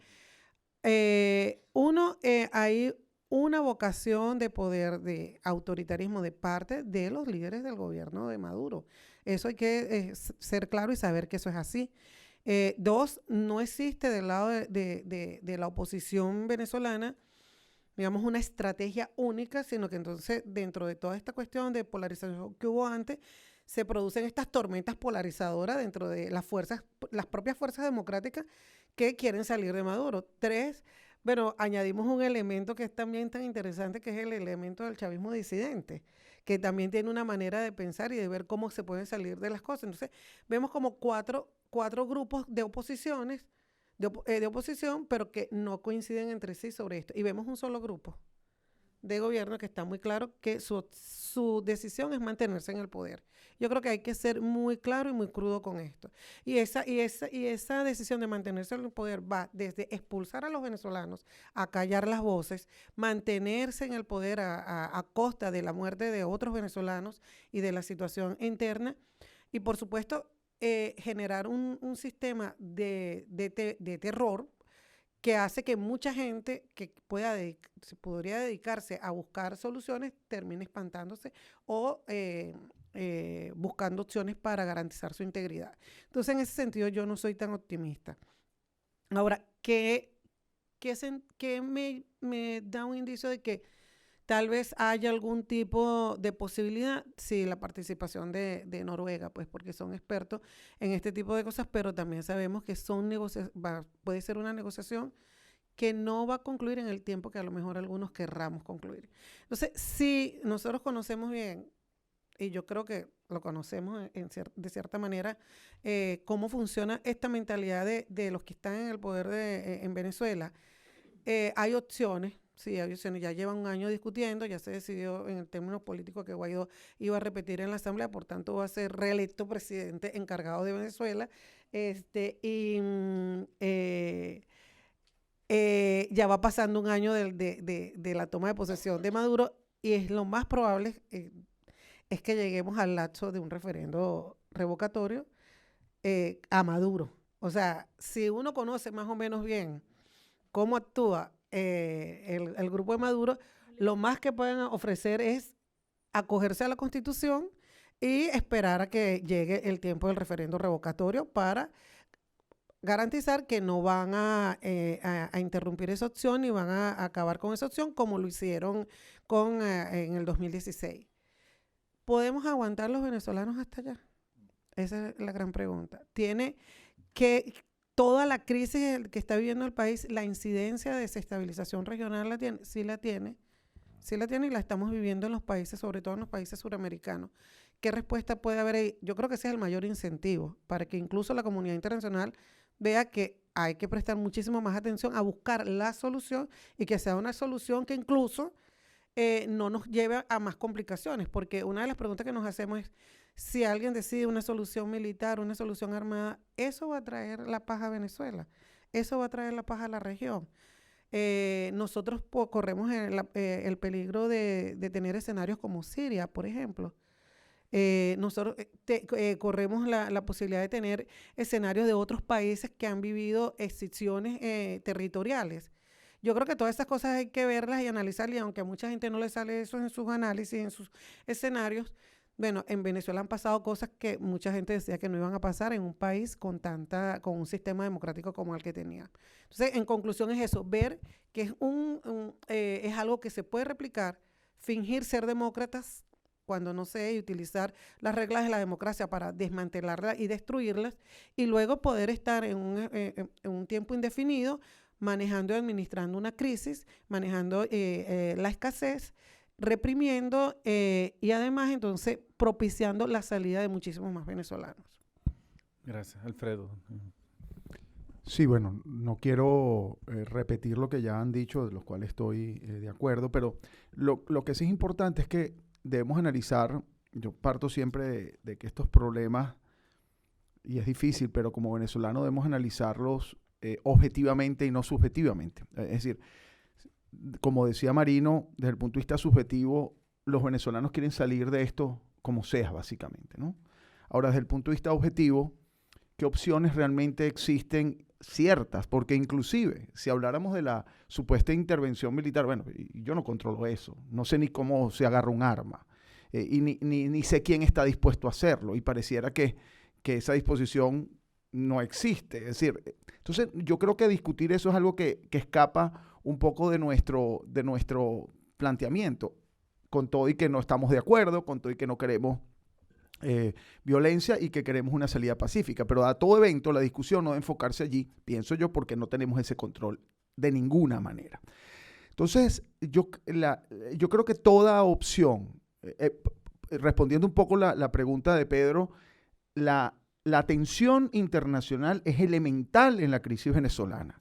Como bien sabemos, y cuando hablaba de este estado de represión o de esta estrategia política del uso de la represión que ha tenido como consecuencia, entre otras cosas, la inmigración y una situación crítica de derechos humanos, tiene un aspecto internacional que debe considerarse. No solo un aspecto humanitario, sino un aspecto incluso jurídico, desde el punto de vista de la jurisdicción universal que tiene los derechos humanos hoy en día, y sobre todo cuando se trata de crímenes de lesa humanidad. En Venezuela se han cometido crímenes de lesa humanidad y eso es evidente. O sea, si los analizamos desde el punto de vista sistemático, que es el elemento esencial, o desde el punto de vista generalizado, ambos se demuestra que ha ocurrido en Venezuela como un patrón de persecución contra la disidencia. Entonces, el aspecto internacional es fundamental desde diferentes puntos de vista, desde el punto de vista de la intervención del Tribunal Penal Internacional, desde el punto de vista de la intervención de la Organización de Naciones Unidas, desde el punto de vista de la intervención de la ayuda de organizaciones de derechos humanos internacionales, que es fundamental. Y ese apoyo ha sido fundamental incluso para la protección de los que estamos adentro, que son los defensores de derechos humanos, que estamos ayudando a estas personas individualmente. Entonces, desde el punto de vista objetivo, también nosotros hemos partido, y particularmente en mi caso, hablo por mí, de apoyar todas las acciones posibles. La negociación en Noruega, nosotros hemos hablado con los mediadores de Noruega, hemos hablado con los que están de la oposición, he tratado de aportarles todo lo que pueda, y como organización de derechos humanos, yo sí no estoy tan seguro de participar en esas mediaciones políticas porque no las manejo, pero sí apoyar a todo lo que sea una salida democrática y pacífica a la situación venezolana. Todo lo que sea negociación, todo lo que sea mediación, y todo lo que sea el apoyo a estas opciones de salida, que de alguna manera implica el agrupar a todos los factores, tanto chavismo disidente como oposición, como ONG, me parece que es importante. Elecciones es un tema que ameritaría, yo creo, un foro solo dedicado a eso, porque hay muchos factores muy difíciles de analizar y me tardaría mucho explicar el por qué sí y el por qué no, y el por qué sí y el por qué no tienen ambas justificaciones posibles. Gracias, Alfredo. Entonces pasemos ahora a las preguntas del público. No sé si hay un micrófono, si hay un micrófono, tal vez 3 preguntas y ahí pasamos de vuelta. Entonces. Hola Marino, Luzmeli, Feliciano. Una pregunta. Mi nombre es Manuel Gago, soy activista de derechos humanos de hace tiempo, nos conocemos de Venezuela. ¿Qué ha fallado como estrategia de las organizaciones para que dejen de usar a Venezuela como una ficha política y empiecen a hablar de Venezuela como una crisis humanitaria? Ejemplo, en todas las elecciones de los últimos 5 años, el ejemplo es no seamos Venezuela. No seamos ese país fallido. Y parece que nos quieren utilizar, dejar que Venezuela esté así para seguir utilizando como eso es lo que falló, no seamos Venezuela, en vez de querer ayudar a la crisis humanitaria que el pueblo está sufriendo. Y cuando tú ves aquí sectores progresistas, hablan es de los políticos, nunca hablan del pueblo. ¿Qué tenemos que hacer para que el discurso se centre en el pueblo y en la crisis humanitaria? Sí. Más 2 preguntas. Cintia.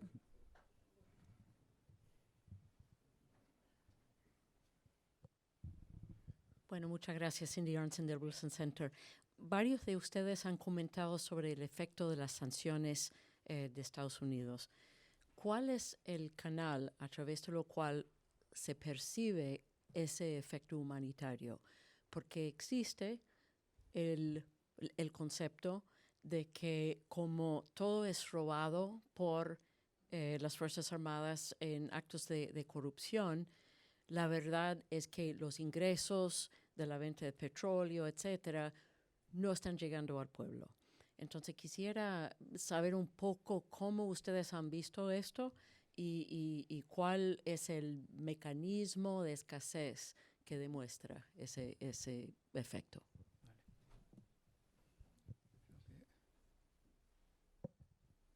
Hola, Nicolás Saldías, del Wilson Center. Quería preguntarte sobre los actores no gubernamentales en Venezuela y su rol en la represión política del país. Gracias.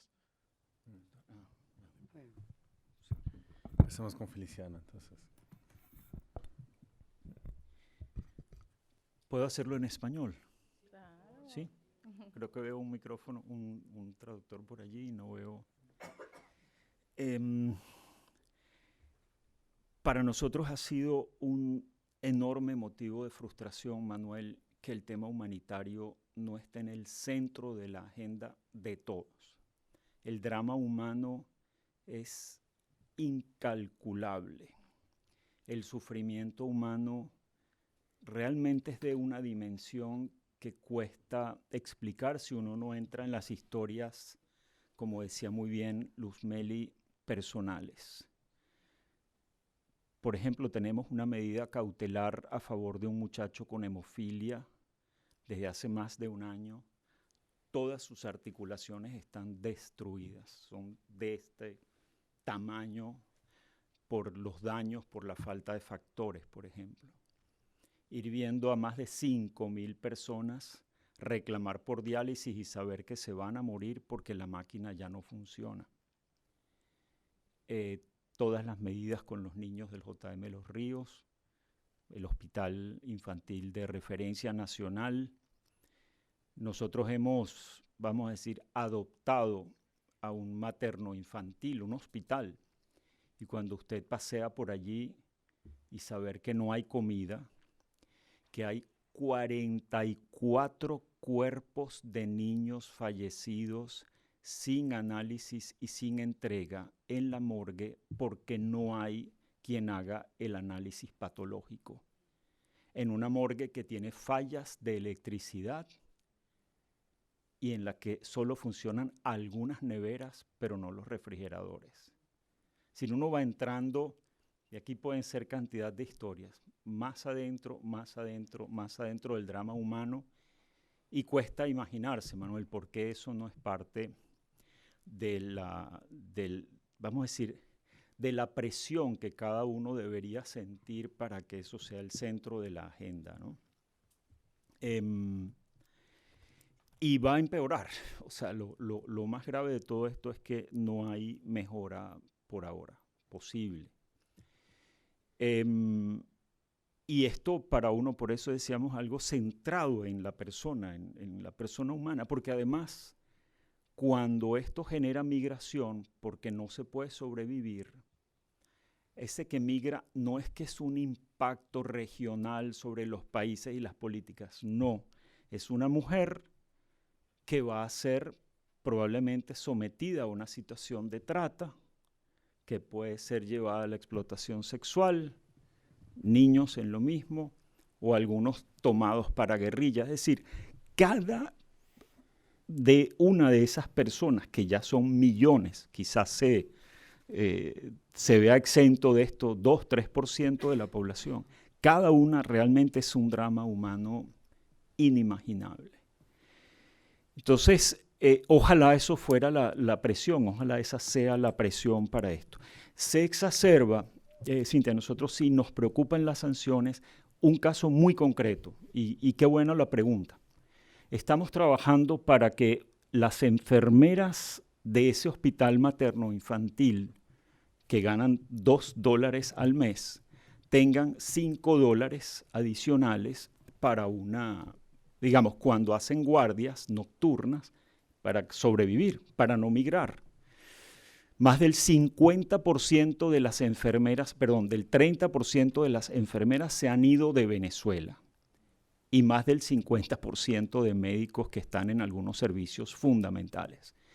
Bueno, el grupo con el que íbamos a hacer lo de los $5 tiene en este momento parada su decisión desde la orden ejecutiva porque dicen, las enfermeras trabajan para el gobierno.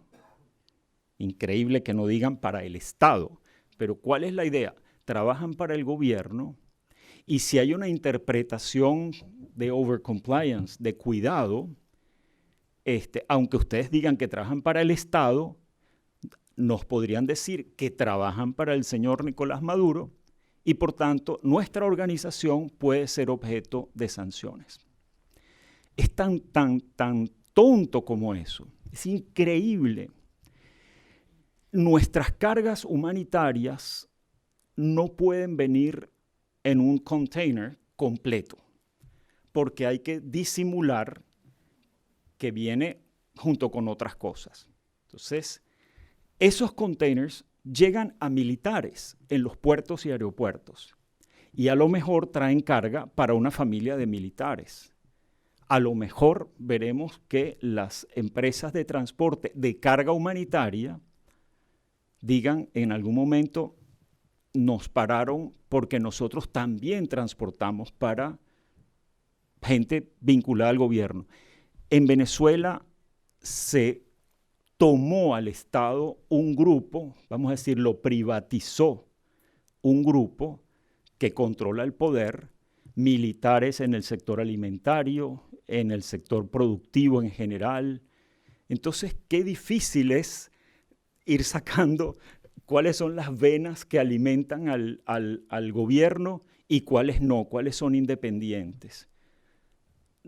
Entonces, esas sanciones que son, nosotros lo decimos, las blanket, las generales, y las de sectores, terminan afectando inevitablemente. Ha habido varias cuentas cerradas de colegas, de organizaciones de derechos humanos, inevitablemente terminan afectando. Sanciones individuales han tenido un efecto, lo vimos en los diálogos de República Dominicana.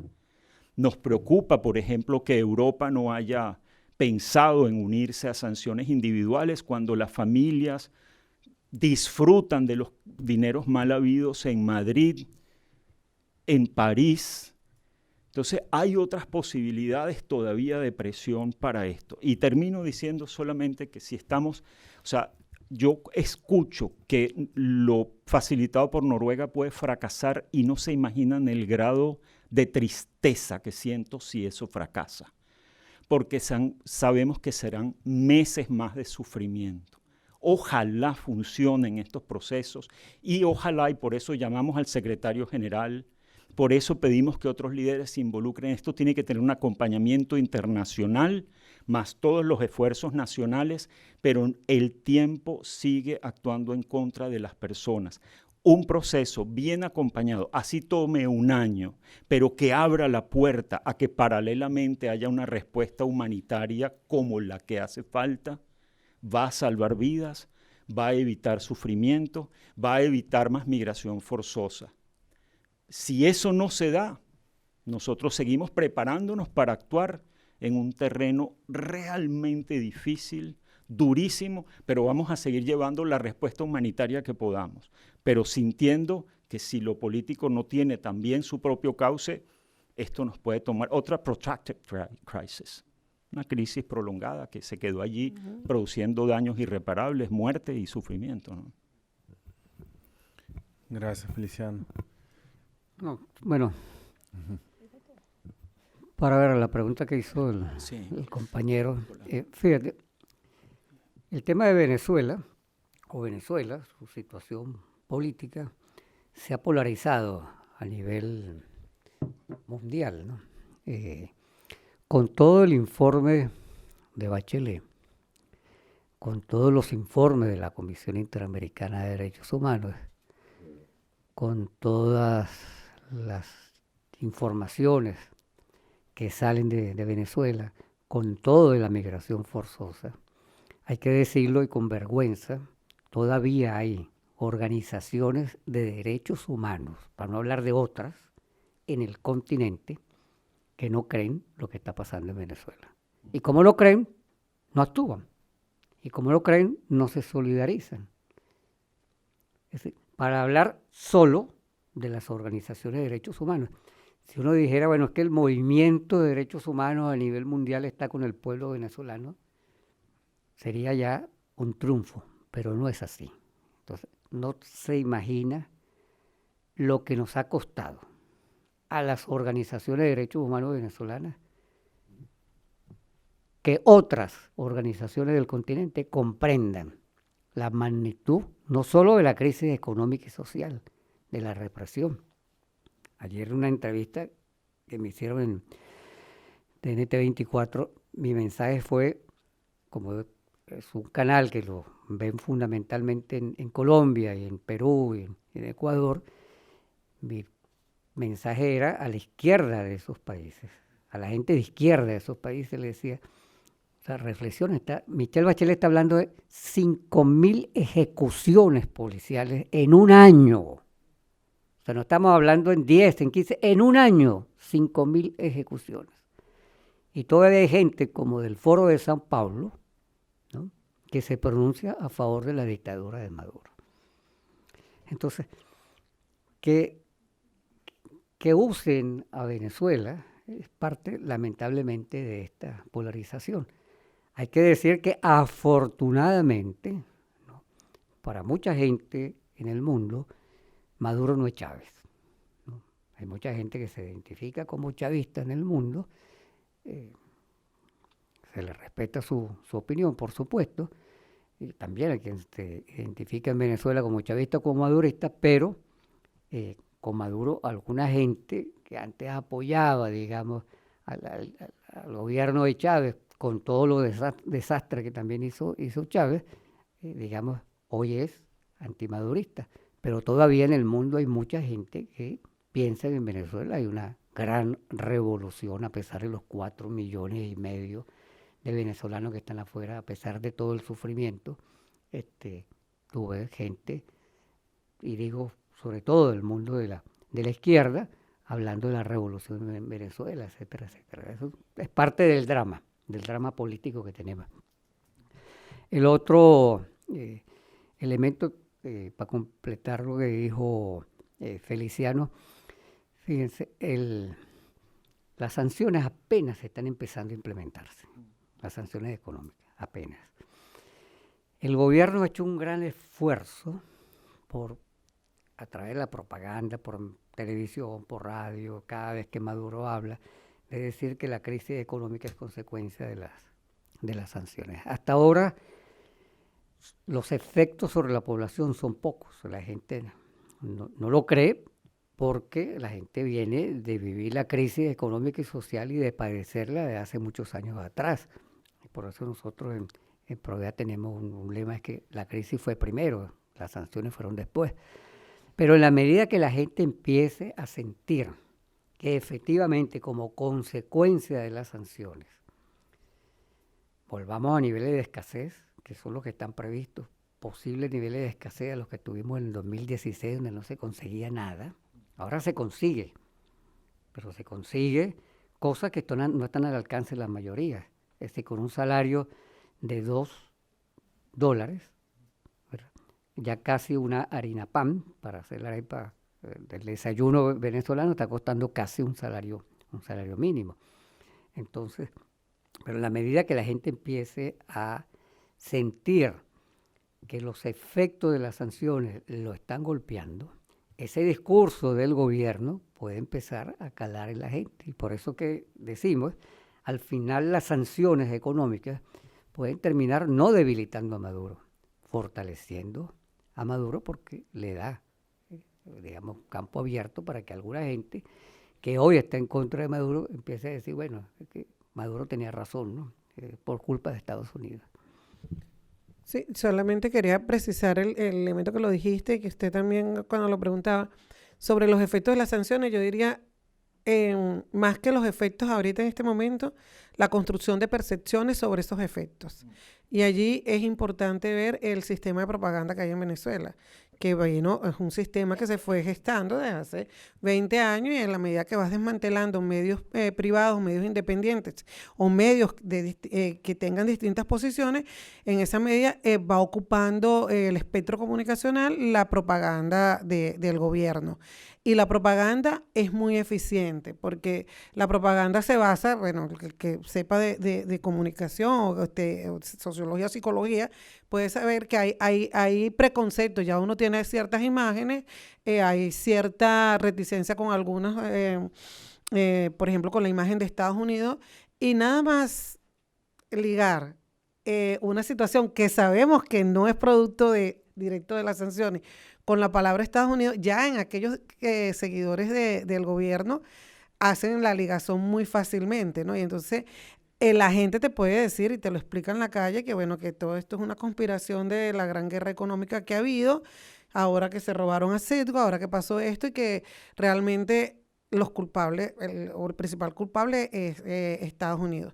Y eso no solamente allí, cuando viajas sobre todo hacia Sudamérica, la izquierda continental, el primer elemento que te sacan es decir, bueno, es por la intervención de Estados Unidos que Venezuela está de esta manera. Ya no puede negar la crisis, ya es innegable, o sea, ya no puede decir que no hay crisis, pero entonces ahora tienes que justificarla. Y eso tiene que ver con todo, también con el sistema de propaganda y la forma como esa propaganda se va distribuyendo entre la gente.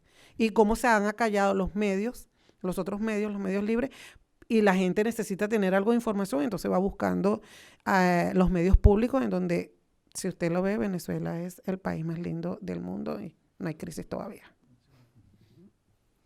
No, solo complementar lo que preguntaba, mi nombre es Beatriz, que yo sí creo que el poner el tema de la emergencia humanitaria en el centro implica entender por qué lo llamamos emergencia humanitaria compleja. O sea, que no es producto de un conflicto armado, no es producto de un desastre natural, tiene base política. Entonces, cuando entendemos la categorización y esta respuesta internacional a este tipo de emergencias, entiendes que tiene estas diferentes aristas. Y que está basado, por supuesto, en una ruptura en la institucionalidad democrática, pero que tiene consecuencias graves en las condiciones de vida de las personas. Y creo que los venezolanos tenemos que ser parte de poder explicarle esto al mundo, porque si bien es cierto, la situación de Venezuela es muy conocida, es poco entendida. Entonces, una forma de contrastar esa propaganda es poder explicarlo dándole el nombre, llamándola como es. Porque por el otro lado, ¿a qué juega quienes controlan hoy el poder? A negarla, a decir que no existe, y por eso ha sido nuestra, digamos, indignación con las instituciones internacionales que han dado una respuesta tardía y que de una forma tampoco, digamos, hay que presionarlas a la acción, que es, digamos, para mí el momento que nos encontramos, es decir, superamos posible de que la entendieran, de que vieran los números, que vieran las dimensiones, de contar las historias, de contar los números, pero ahora, ¿qué vas a hacer con eso? Respondiste tarde y tienes que responder efectivamente.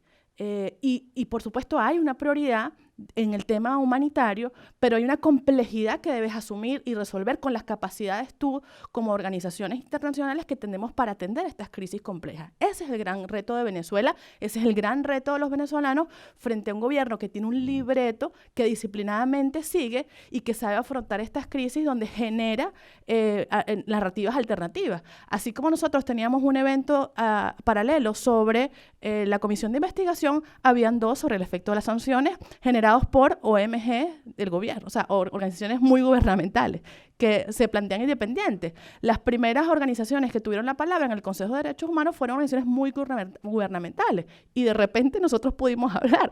Pero lo que te quiero decir, estás peleando con una fuerza que tiene un sistema de acción y de propaganda que perpetúa y que tiene un solo fin, la permanencia del poder. Entonces, eso es lo que nosotros tenemos que contrarrestar con información, con caracterización, con todas las acciones creativas, técnicas que hacemos para que se generen los mecanismos para afrontar la crisis. Alfredo, sí. Sí, solo creo que queda una pregunta por responder, que si entiendo al hablar de grupos no gubernamentales se refiere a colectivos, milicias. Sí, como decía, es un estado de represión compuesto por un menú de factores y de actores, ¿no? Y la milicia, que más que milicia, son grupos que se hacen pasar por no gubernamentales y que actúan en la represión, es muy importante. Provea, por cierto, ha hecho unos reportes en relación con eso. Nosotros estamos por culminar uno recientemente, pero evidentemente la participación de estos grupos que se hacen pasar como no gubernamentales y que tienen el apoyo del gobierno y que tienen un suministro de armas que comenzó, y a veces nos olvidamos, un discurso de Chávez en el año 2006, donde él entregó 100.000 fusiles rusos al Frente Francisco de Miranda para que los utilizara. Bueno, esos fusiles rusos están por ahí en el mercado, ¿no? En el mercado del uso de estas personas. Claro, muchos de esos fusiles también están dentro de los grupos delincuenciales anárquicos, pero lo cierto es que estos grupos que llamamos los colectivos, por un lado se llaman por el otro lado milicias, la guerrilla en los sectores fronterizos. Por ejemplo, ayer hubo una movilización muy importante en la zona fronteriza que había del estado Táchira, donde hay unos entrenamientos extraños. Bueno, eso está ocurriendo en Venezuela.